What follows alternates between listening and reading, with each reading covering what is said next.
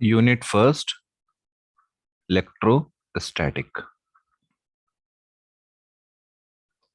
Electrostatic के अंदर हम दो चैप्टर पढ़ते हैं। पहला चैप्टर है इलेक्ट्रिक चार्जेस एंड फील्ड्स। दूसरा होता है हमारे पास इलेक्ट्रोस्टैटिक पोटेंशियल एंड कैपेसिटेंस। ये हमारे पास दो चैप्टर होते हैं जो कि हम फर्स्ट यूनिट के अंदर हम ये पढ़ते हैं। तो सबसे पहले तो हम लोगों को ये पता होना चाहिए कि जो ये इलेक्ट्रोस्टैटिक वर्ड है इसका मतलब क्या है। अगर हम इसको ध्यान से देखें तो ये दो वर्ड से मिलके बना है, एक इलेक्ट्रो और एक है स्टैटिक। जिसमें इलेक्ट्रो का मतलब तो होता है हमारे पास इलेक्ट्रॉन और स्टैटिक का मतलब क्या होता है, रेस्ट। तो इस यूनिट में हम ये पढ़ेंगे कि जो इलेक्ट्रॉन्स हैं, अब इलेक्ट्रॉन क्या है, इलेक्ट्रॉन्स को हम क्या बोलते हैं, ये हैं चार्जेस। तो हम बेसिकली इस यूनिट में हम ये स्टडी करते हैं कि जब चार्जेस क्या है हमारे रेस्ट की पोजीशन में है तो वो अपने आसपास क्या क्या वो इफेक्ट जनरेट कर रहे हैं। अब मेन जो इफेक्ट की हम स्टडी करते हैं वो इफेक्ट होता है इलेक्ट्रोस्टैटिक फोर्स। इस इलेक्ट्रोस्टैटिक फोर्स की स्टडी करते हैं हम इस यूनिट के अंदर। ठीक है, और इस यूनिट में भी क्या है कि हम फर्स्ट चैप्टर में बेसिकली डील कर रहे हैं इलेक्ट्रोस्टैटिक फोर्स के साथ। ठीक है, सेकंड चैप्टर में जो हम डील करेंगे वो हम डील करेंगे वोल्टेज के साथ या पोटेंशियल भी जिसको हम बोलते हैं, या जिसको हम पोटेंशियल डिफरेंस के नाम से भी जानते हैं। ठीक है, तो अब हम शुरू कर रहे हैं फर्स्ट चैप्टर, चैप्टर फर्स्ट। अब चैप्टर फर्स्ट जिसका नाम क्या है, इलेक्ट्रिक चार्जेस एंड फील्ड्स। तो सबसे पहले तो हमें पता होना चाहिए कि जो इलेक्ट्रिक चार्ज है वो है क्या। ठीक, तो हमने यहाँ पे लिखा चार्ज। तो चार्ज क्या होता है कि चार्ज को सबसे अच्छी तरीके से जो डिफाइन किया है वो डिफाइन किया है विलियम गिलबर्ट ने। ये एक साइंटिस्ट हुए हैं जिन्होंने ये बताया है कि charge is something,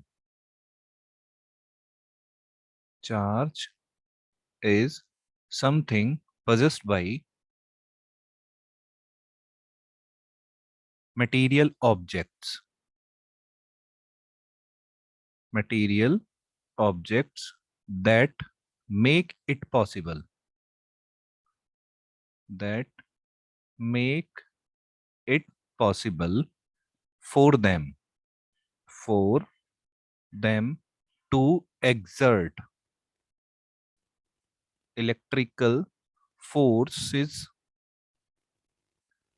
and to respond and to respond to electrical forces।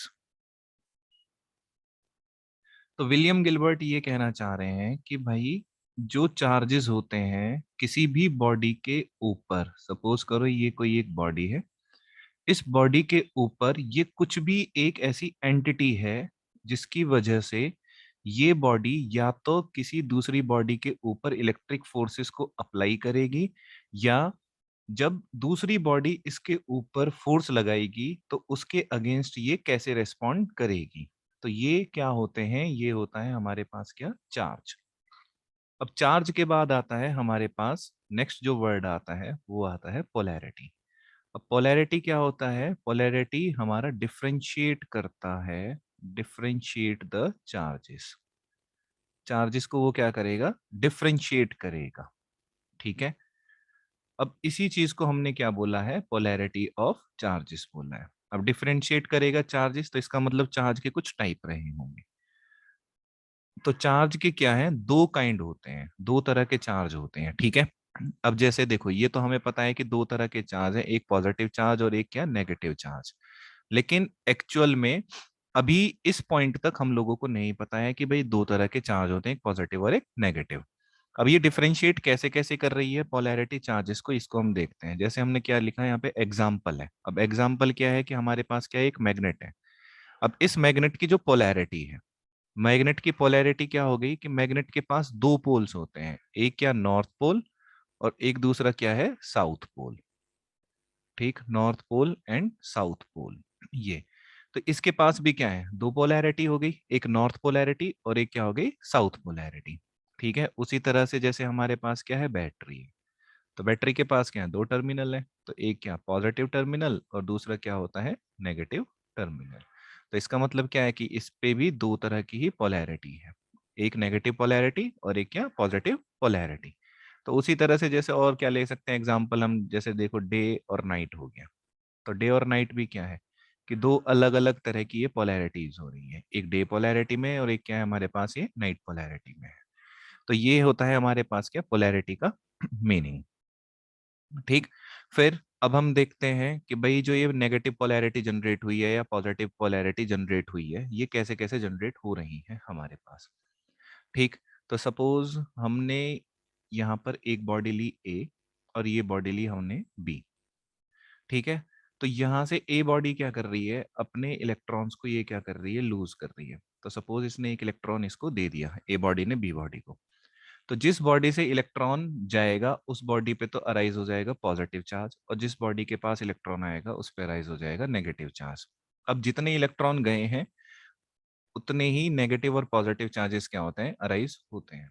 तो यहीं से हम ये बता सकते हैं कि अगर किसी एक बॉडी पर, ठीक है, नेगेटिव चार्जेस क्या है ज्यादा है, नेगेटिव क्या है ज्यादा है, और नेगेटिव किसके ऊपर होता है, नेगेटिव होता है इलेक्ट्रॉन्स के ऊपर। तो हम ये बोल रहे हैं, कंडीशन ये लगा रहे हैं कि if number of electron are greater than number of proton किसी एक बॉडी पर, तो इसका मतलब क्या है कि उस बॉडी के ऊपर एक नेगेटिव पोलैरिटी जनरेट हो गई है।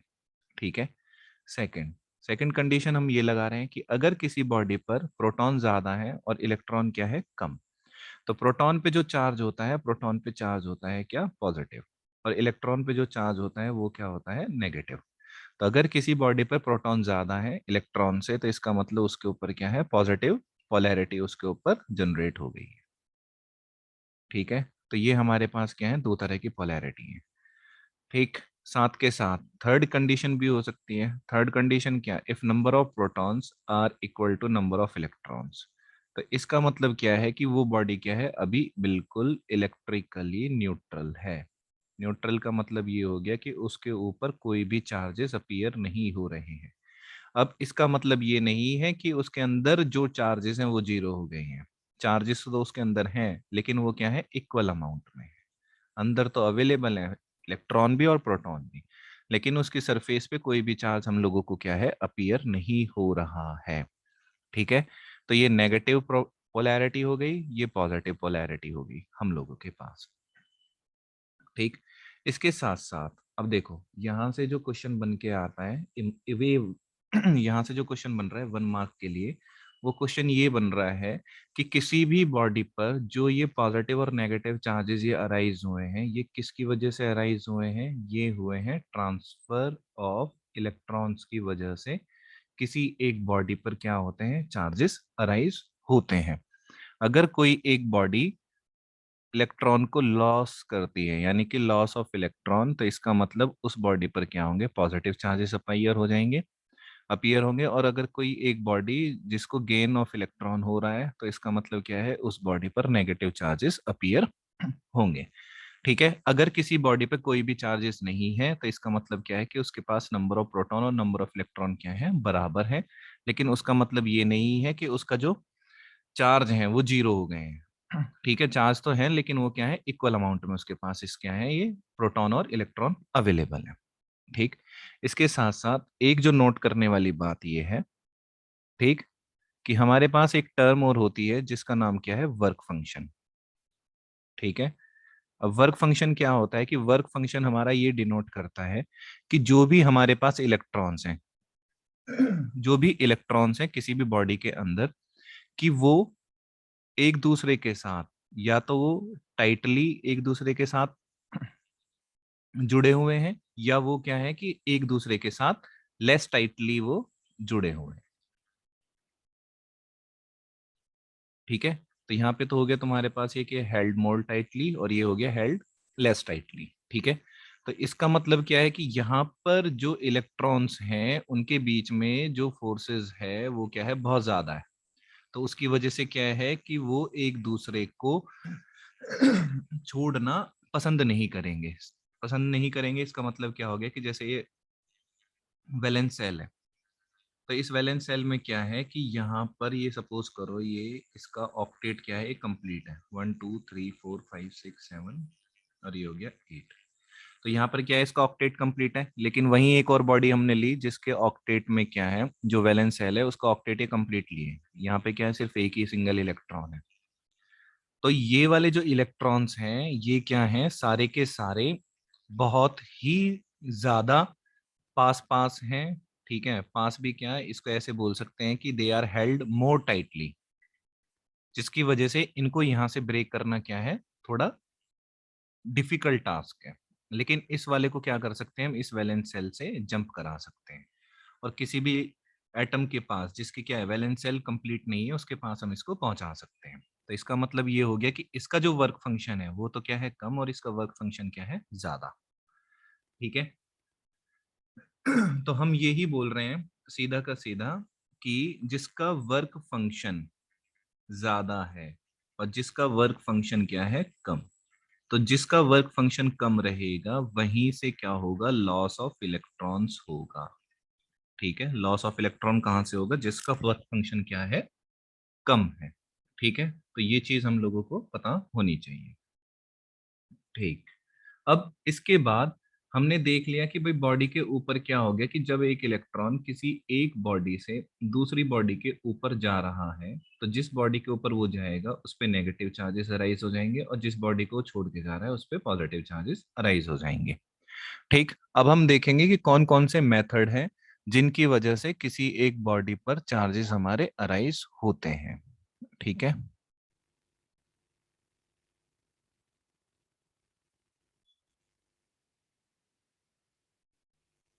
अब हमारे पास जो नेक्स्ट टॉपिक है वो है हमारे पास method of charging. Method of charging का मतलब ये हो गया कि किसी एक बॉडी पर नेगेटिव और पॉजिटिव चार्जेस को हम कैसे कैसे अराइज कर सकते हैं। अब नेगेटिव और जो पॉजिटिव चार्जेस जो अराइज हुए हैं किसी भी बॉडीज पर, वो हम लोगों को पता है कि वो इलेक्ट्रॉन के ट्रांसफर की वजह से ही वो बनते हैं। ठीक। अब इसमें जो हमारे पास फर्स्ट मेथड आता है वो है हम लोगों के पास क्या, रबिंग। अब रबिंग के लिए सबसे पहली चीज तो ये है कि देखो कि रबिंग जो सिर्फ होगी वो सिर्फ और सिर्फ नॉन मेटेलिक बॉडीज के लिए ही हम यूज करते हैं। नॉन मेटेलिक बॉडीज के लिए ही हम इसका यूज करते हैं रबिंग प्रोसेस का। ठीक है। अब रबिंग प्रोसेस में क्या है कि सपोज हमारे पास ये दो ऑब्जेक्ट हैं, एक ऑब्जेक्ट ये और एक ऑब्जेक्ट ये। ठीक। अब इस ऑब्जेक्ट का अगर हम एटम लें और इस ऑब्जेक्ट का अगर हम एटम लें तो हमने देखा कि जो इस ऑब्जेक्ट का जब हमने एटम लिया तो उसके जो आउटर सेल है यानी कि जो वैलेंस सेल है, वैलेंस सेल में सिर्फ इसके पास 7 इलेक्ट्रॉन्स हैं, 4 5 6 7। और ये जो बॉडी है इसके पास क्या है, इसके वैलेंस सेल में सिर्फ और सिर्फ एक इलेक्ट्रॉन है। तो जब हमने इन दोनों को रब किया, ठीक है, हमने इन दोनों को क्या किया, रब किया। रब करने से क्या होगा कि हीट जनरेट होगी। ठीक है, हीट जनरेट हुई। अब उस हीट को क्या करेगा, उस हीट को हम एक एक एटम के स्ट्रक्चर को देख रहे हैं। ठीक है, सिर्फ एक एक को देख रहे हैं। अब जो ये हीट जनरेट हुई है ये हीट क्या करेगी, दोनों की तरफ ये इक्वली जाएगी। ठीक है।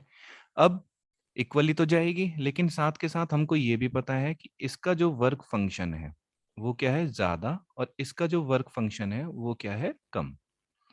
ठीक। अब जब हीट इनके पास इक्वल अमाउंट में जाएगी दोनों बॉडीज के पास, तो क्योंकि इसका वर्क फंक्शन ज्यादा है और इसका वर्क फंक्शन कम है तो इलेक्ट्रॉन जो है वो इस बॉडी से इस बॉडी की तरफ वो जाना शुरू कर देंगे। ठीक है, हीट जनरेट जो हुई है उसकी वजह से। अब जब इलेक्ट्रॉन बी बॉडी से ए बॉडी की तरफ जाएगा तो बी बॉडी पर क्या हो जाएगा, जितने इलेक्ट्रॉन यहां से गए हैं उतने ही नंबर ऑफ पॉजिटिव चार्जेस इसके ऊपर अराइज हो जाएंगे, और इसके ऊपर उतने ही नेगेटिव चार्जेस अराइज हो जाएंगे। तो ये प्रोसेस होता है हमारे पास क्या, रबिंग का प्रोसेस।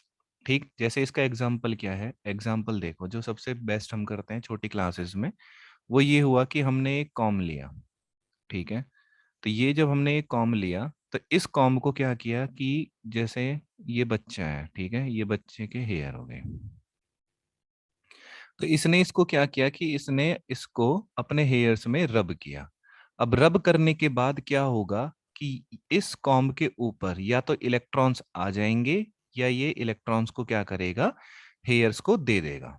ठीक है, ट्रांसफर हो जाएगा इलेक्ट्रॉन्स का, या तो हेयर से कॉम्ब की तरफ, या कॉम्ब से हेयर्स की तरफ इलेक्ट्रॉन का ट्रांसफर होगा। ठीक है, अब जब इस इलेक्ट्रीफाइड कॉम को हम लेके गए किसके पास, जो हमारे पास क्या है, पीस ऑफ पेपर्स।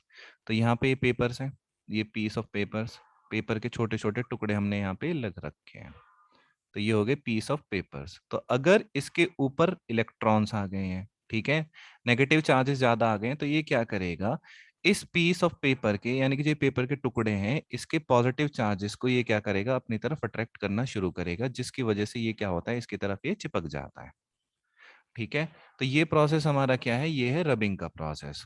ठीक, और इसमें जो नोट करने वाली बात ये है कि रबिंग के प्रोसेस में कभी भी जो हमारे पास चार्जेस रहेंगे, अब देखो रबिंग हमने कहा की है नॉन मेटेलिक बॉडीज में, तो रबिंग के टाइम पर जो भी हमारे पास चार्जेस जनरेट होंगे, वो कभी भी बॉडी के अंदर नहीं रहते हैं। ठीक है, चार्जेस जो भी जनरेट हुए हैं वो कभी भी बॉडी के अंदर नहीं जाएंगे। इसका मतलब क्या है कि सपोज करो ये हमारे पास एक बॉडी है, इसके अंदर क्या है कि अब नंबर ऑफ इलेक्ट्रॉन 5 है, और इसके अंदर क्या है, नंबर ऑफ प्रोटॉन कितने हैं, 5, इसके अंदर भी। ठीक, अब जैसे ही हमने क्या किया, इसकी किसी के साथ यहाँ पर रबिंग की, जिसके पास नंबर ऑफ इलेक्ट्रॉन्स कितने हैं, 4, और इसके पास क्या है, नंबर ऑफ प्रोटॉन कितने हैं, 4, इसके पास प्रोटॉन है। ठीक, अब जैसे ही रबिंग की तो हमने देखा, ये हम एक सपोज कर रहे हैं, हमने सपोज किया कि यहाँ से इलेक्ट्रॉन का ट्रांसफर हो गया। तो जब यहाँ से ये इलेक्ट्रॉन का ट्रांसफर हो जाता है, तो उसके पास क्या होगा कि इसके पास एक नेगेटिव चार्ज एक्स्ट्रा आ जाएगा, और इसके पास क्या होगा, एक पॉजिटिव चार्ज एक्स्ट्रा हो जाएगा। तो यहाँ पर अगर हम ध्यान से देखें, तो यहाँ पे क्या होगा, नंबर ऑफ इलेक्ट्रॉन्स रह जाएंगे 3। ठीक, और नंबर ऑफ प्रोटॉन्स कितने रह जाएंगे, 4।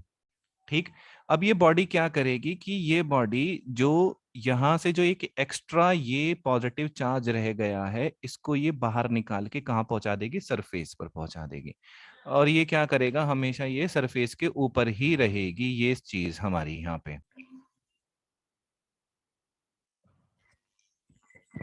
तो अब जो ये पॉजिटिव चार्ज है, ये पॉजिटिव चार्ज क्या करेगा कि ये अब इसके वॉल्यूम में ना रहकर, ये जो पॉजिटिव चार्ज है हमारे पास, ये जो एक्स्ट्रा है, ये अब इस बॉडी के वॉल्यूम में ना रहकर अब ये क्या होगा, इसके सरफेस पे ही रहेगा। क्यों, क्योंकि नॉन मेटालिक जो बॉडीज हैं, उसके अंदर हम लोगों को पता है कि चार्जेस कभी भी फ्लो नहीं करते हैं।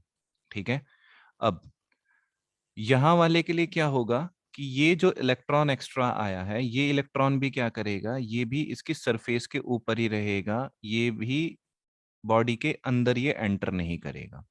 अगर ये बॉडी के अंदर एंटर कर जाता है, तो इसका मतलब क्या है कि ये हमारा कंडक्टर की प्रॉपर्टीज को शो कर रहा है। ठीक है, सेकंड चीज, अब हमारे पास जो इसी से रिलेट कर रही है, तो देखो अगर ये चीज क्या हो जाए कि इलेक्ट्रॉन इसके अंदर एंटर कर जाता है, ठीक, अगर इलेक्ट्रॉन इसके अंदर चलना शुरू कर देता है, तो उसका मतलब क्या हो गया कि अब इंसुलेटर के अंदर से हम लोग क्या कर सकते हैं, इलेक्ट्रिसिटी को सप्लाई कर सकते हैं इंसुलेटर के अंदर से भी, जो कि क्या है, पॉसिबल नहीं है। तो रबिंग के केस में जो भी बॉडी के ऊपर चार्जेस अराइज होंगे, they always reside on the surface. वे हमेशा कहाँ रहेंगे, ये जो चार्जेस हैं ये हमेशा रिसाइड करते हैं, यानी कि बैठे रहते हैं कहाँ, सरफेस पर। ठीक, तो ये तो है हम लोगों के पास क्या, फर्स्ट प्रोसेस। सेकंड जो प्रोसेस है अभी हमारे पास, वो है इंडक्शन का प्रोसेस। अब इंडक्शन का प्रोसेस क्या है कि इसमें हम एक बॉडी को क्या कर रहे हैं, चार्ज कर रहे हैं। चार्ज करने का मतलब ये हो गया कि हम उस बॉडी को या तो पॉजिटिव चार्ज देंगे, या हम उसको क्या देंगे, एक्स्ट्रा नेगेटिव चार्ज। ठीक है, और ये जो चार्ज देने का जो प्रोसेस है, यानी कि बॉडी को जो चार्ज करने का प्रोसेस है, इसको हम क्या बोलते हैं, इसको हमने बोला चार्जिंग।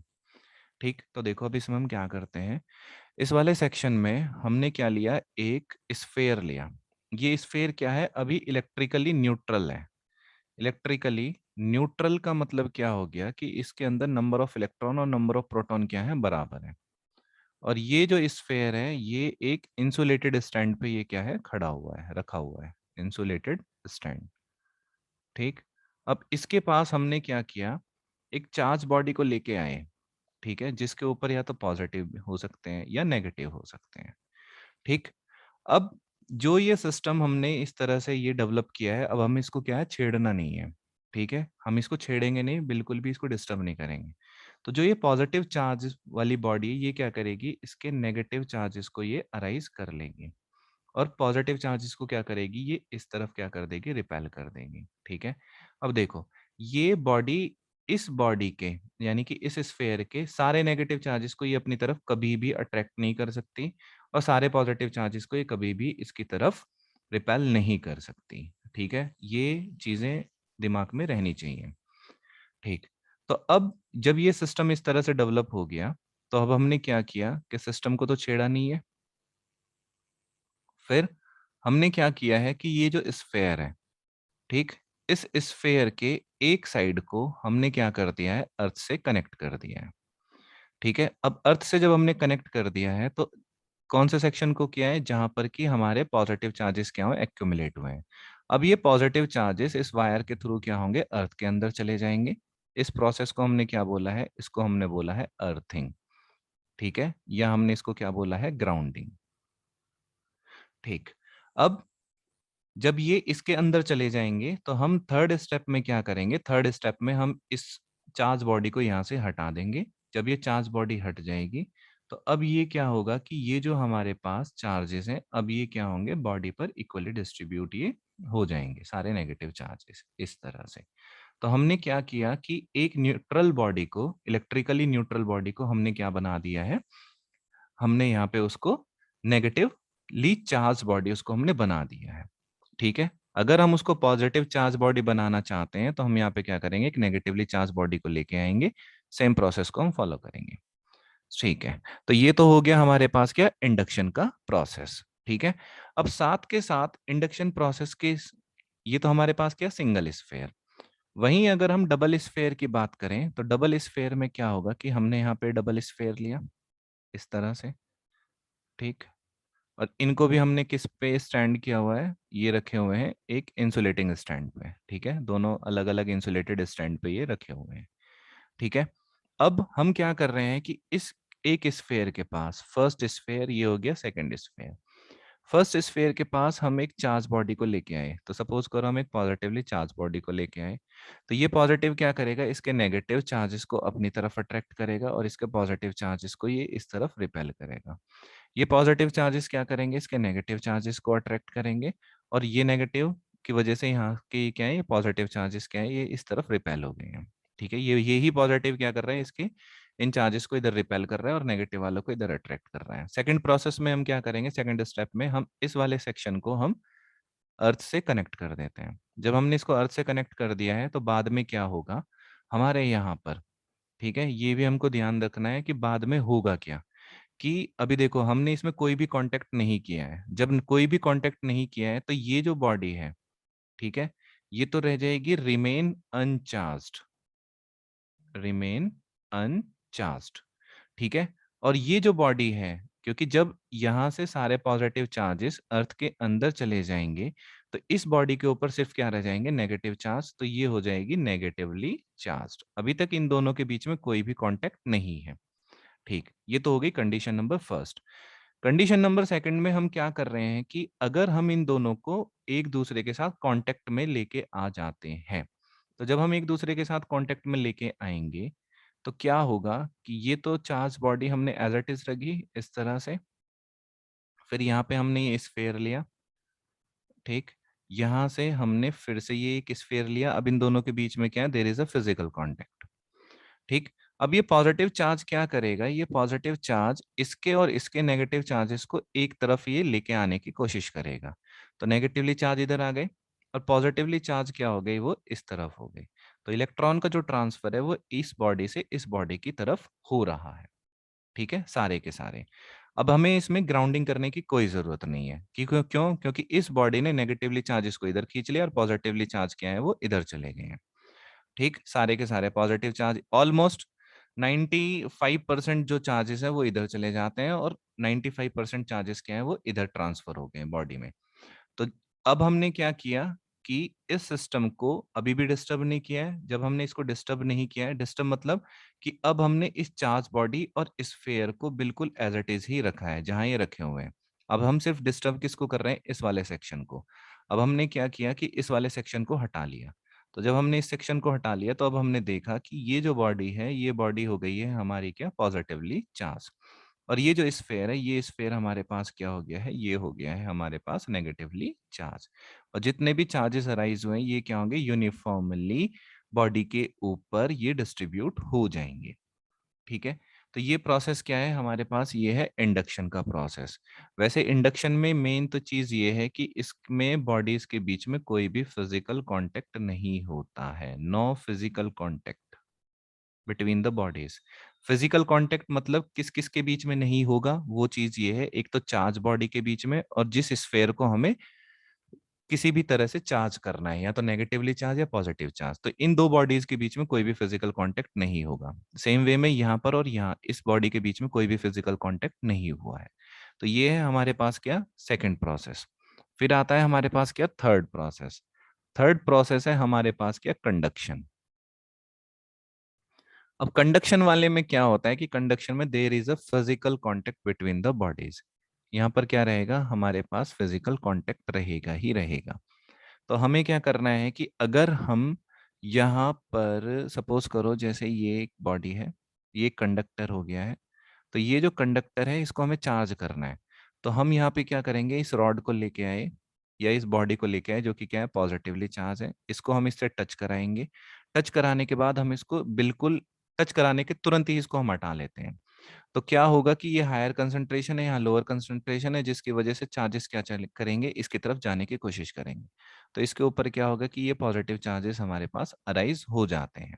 तो कंडक्शन के केस में क्या होता है कि हम एक यहाँ पर कंडक्शन के केस में हम क्या कर रहे हैं? एक अनचार्ज्ड, हमारे पास क्या है? अनचार्ज ऑब्जेक्ट है या अनचार्ज कंडक्टर है जिसको कि हम चार्ज कर रहे हैं, जिसको कि हम क्या कर रहे हैं? चार्ज कर रहे हैं with the help of a charged conductor. एक चार्ज कंडक्टर की हेल्प से हम उसको क्या कर रहे हैं? हम उसको चार्ज कर रहे हैं। पर कंडीशन क्या है कि दोनों के बीच में फिजिकल कांटेक्ट रहेगा, यानी कि दोनों बॉडीज एक दूसरे को टच कर पाएंगी। ठीक है, तो ये है हमारे पास क्या? Method of charging.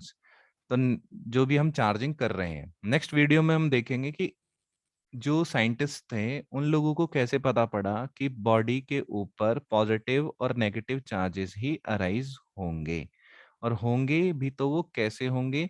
क्या सही में पॉजिटिव और नेगेटिव चार्जेस हमारे एग्जिस्ट करते हैं या नहीं करते हैं?